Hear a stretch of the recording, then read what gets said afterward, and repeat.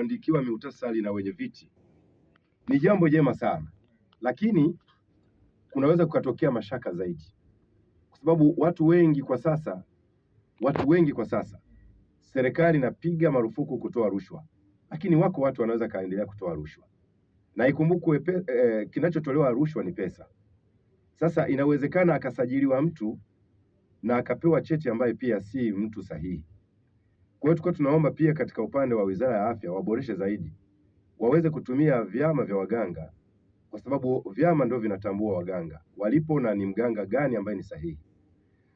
Kwa hiyo kwa kuwa hilo linaendelea na watu wanasajiliwa na Wizara ya Afya ndio inayotuletea mganga tunayeamini kwamba amesajiliwa ndio salama. Sasa si kama chama ni kusaidia serikali kuendelea kuwatambua waganga walio sawasawa, na kwa namna hiyo sisi kama chama huwa tuna utaratibu wa kuweka viongozi ngazi ya wilaya,